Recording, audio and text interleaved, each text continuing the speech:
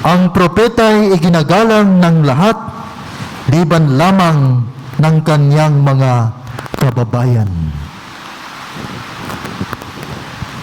Sa ating binyag, by virtue of our baptism, we receive this blessing na tayo ay isang pare, hari at propeta.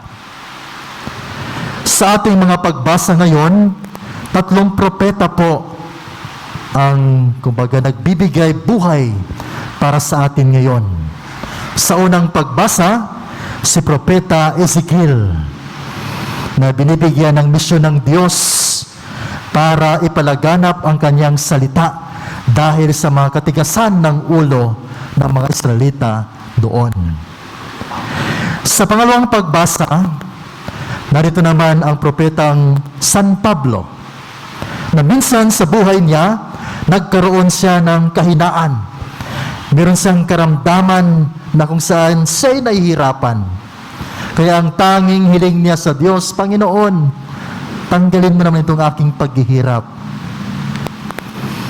Binigyan ba siya ni Jesus? Pinagbigyan ba siya? Hindi.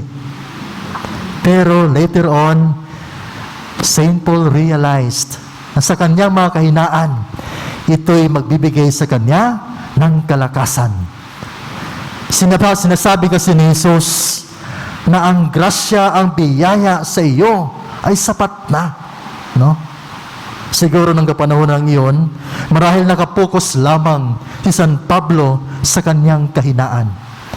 Sinasabi niya, hindi ako karapat-dapat na maging iyong lingkod, na magpatuloy sa iyong misyon, dala ng aking mga kahinaan. Sa atin namang pagbasa sa Ebanghelyo, nakakatawa. Si Jesus na minsan nang nagmimilagro, ang dami ng ginagawa, ang dami niyang napapabilib, pero pag uwi niya sa bayan niya sa Nazareth, parang walang bilib ang mga kakilala niya. Sabi ng mga tao na kanyang mga kilala, sino ba namang ito naghari-harian? Sino ba itong taong ito nagbidabidahan? Saan niya nakuha ang ganoong klaseng karunungan? Diba, isang ama lang siya ng isang karpentero? Diba, isang anak lang siya ng isang simpleng ina na si Maria? Minsan sa buhay natin, imbis na kilanlin natin ang bawat isa, minsan i-discredit natin. Imbis na bigyan nating diin kung anong meron siya, ang bibigyan nating diin ay kung anong meron siyang problema. Ngayon po mga kapatid, sa ating kapanahunan sa ngayon, patuloy tayong inaanyayahan ng Diyos na maging propeta sa ating kapanahunan sa ngayon. Si Ezekiel, si San Pablo, si Jesus, minsan na naging propeta. Ngayon naman, panahon natin na isabuhay yung ating pagkapropeta by virtue of our baptism. Katanungan, naisabuhay na ba natin yung ating pagkapropeta? Sa ibang katanungan, well, paano ba na ito may sabuhay, Father? Well, una, kapag tayo isang propeta, kailangan mamuhay tayo sa katotohanan. Dapat tunay tayo. Ito, malaking katanungan na ito para sa atin. Sa buong buhay ba natin, namuhay ba tayo sa katotohanan? Lalo na sa ating kapanahunan sa ngayon. Di ba kung napapansin natin, kung merong makakilala natin o napabalitaan na lang natin na nagsasabi ng totoo, minsan ang buhay niya o ang buhay ng kanyang pamilya ay mapunta sa peligro. Ang hatak malakas palayo pag ang isang tao ay nagsabuhay na muhay ng katotohanan o sinasabuhay ang katotohanan. Minsan mahirap makibagay. Ito ang paanyaya sa atin, pero paglingon natin sa ating mga kilala, iba ang ginagawa, minsan nahahatak tayo doon. O minsan, kung saan tayo magtrabaho, sa ating pamilya, sa ating pamayanan, pag meron tayong makikitang kamalian, pag meron tayong makikitang pagkakamali ng bawat isa, minsan nabibend yung ating paniniwala. Sasabihin natin, hayaan na natin yon. Ngayon lang naman yon. Pagbigyan na natin siya, pagbigyan na natin sila. Paano kung lagi na lang ginagawa yon? Minsan kasi, ang mahirap din, pag magsasabi tayo ng totoo, minsan, nilalayuan tayo. Sasabihin ng iba, andiyan na naman yan, bida-bida na naman yan, akala mo kung sino, nangungurek, akala mo kung sino, akala mo walang kahinaan, akala mo walang pagkukulang. Hanggat ganon yung ating pag-iisip, walang mangyayari. Hindi natin may sa buhay yung ating pagka-propeta. So yun po yung una.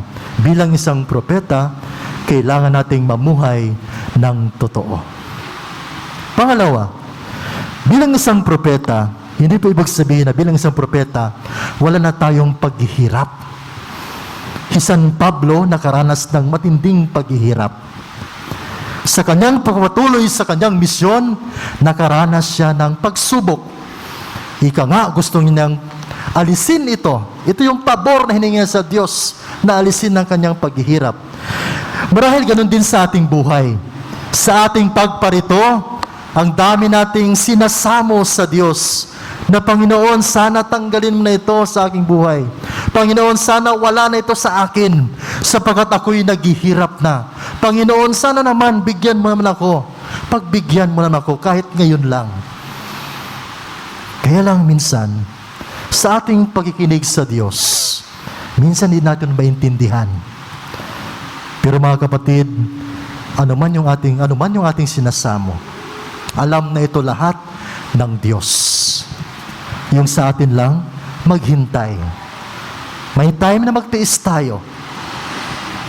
Mga kapatid, hanggat buhay pa po tayo, araw-araw tayong makakasalubong ng biyaya, hindi lamang tagumpay, kundi pati rin mga pagsubok sa buhay. Kaya ito po yung mga kailangan nating harapin bilang propeta. At yung pangatlo, bilang isang propeta, ito yung naranasan ni Jesus na minsan nang hindi siya tinanggap. Nireject siya ng kanyang sariling bayan, ng sarili niyang kababayan. Nireject siya. Marahil sa ating pagsasabuhay ng katotohanan, pagiging iba sa kamalian, pagiging tama sa ating pamumuhay bilang Kristiyano, marahil yung iba lalayo sa atin, maninibago sa atin. Sasabihin, ano ba naman ito? Hindi man lang makisama. Marahil sa ating buhay, yun nga, hindi tayo maintindihan. Pero ito yung tama. Pero ito yung sinasabi ng Diyos na mamuhay ng totoo. Ito yung sinasabi ng Diyos na kailangan mo pa rin magtuloy-tuloy sa buhay. Kahit na minsan, dahan-dahan, meron nang nawawala sa iyo. From time to time, meron nang umaalis sa iyong paligid dahil hindi ka na naiintindihan. Mga kapatid, sa ating pamumuhay dito sa mundong ito, isa itong talagang napakalaking hamon sa ating lahat, lalo na sa ating kapanahunan sa ngayon. Na sa ngayon, ang tanging ibabaw kung ating mapapansin, pagkamakasarili, panluloko sa bawat isa, kapangyarihan, minsan, makakalimutan na ng iba ang Diyos. Minsan, ang tanging nilang sinasamba ay ang kanilang mga pera, mga kapangyarihan na kanilang hinahawakan. Kaya mga kapatid, sa ating pagpatuloy sa ating buhay, nawa wag nating kalimutan ang patuloy na panyaya sa ating lahat. Nawa na tayong lahat, isabuhay natin itong ating pagiging propeta. Well, masasabi natin, minsan mahirap ito sa buhay sapagkat meron naman talaga tayong kahinaan. Ako na narito sa inyong harapan bilang isang pari, bilang isang tao, bilang isang lingkod, meron din po akong kahinaan kagaya ninyo.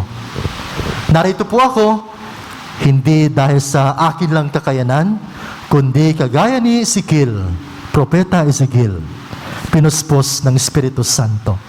At hindi lang ako, marahil kayo din, tayong lahat, pinupuspos tayo ng Espiritu Santo. Kaya nga, kahit na mahirap ang buhay, we still survive. Nakakayanan natin ang lahat. Dahil pinuspos tayo ng Espiritu Santo, ginabayan tayo ng Espiritu Santo, at biniyayaan tayo ng Diyos kahit anong klaseng kailangan natin sa araw-araw. Yung sa atin lang, nawa, patuloy tayong mamuhay ng tama. Nawa, patuloy nating isabuhay itong ating pagkatotoong Kristiyano, pagkatotoong anak ng Diyos. Gayahin natin si San Pablo na ang kanyang kahinaan ay hindi naging hadlang para maging isang mabuting misyonero. Kaya ni San Pablo na sa kanyang pagbimisyon, nakita niya na kasama niya ang Diyos. Nakita niya na ang grasya, biyaya ng Diyos ay sapat na. Marahil sa ngayon, marami tayong mga pagkukulang. Marahil sa ngayon, ang dami nating kahinaan. Pero andiyan ang Diyos na laging pupuspos sa ating mga kinakailangan sa araw-araw. Magtiwala lang tayo. Gaya ni San Pablo, sa kanyang kahinaan, siya malakas. Kasi kasama niya ang Diyos. Nawa, tayo din, maging kasama natin ng Diyos sa lahat, sa kabila ng pagsubok nating pinagdaraanan. Siya nawa. Magsitayo po tayo.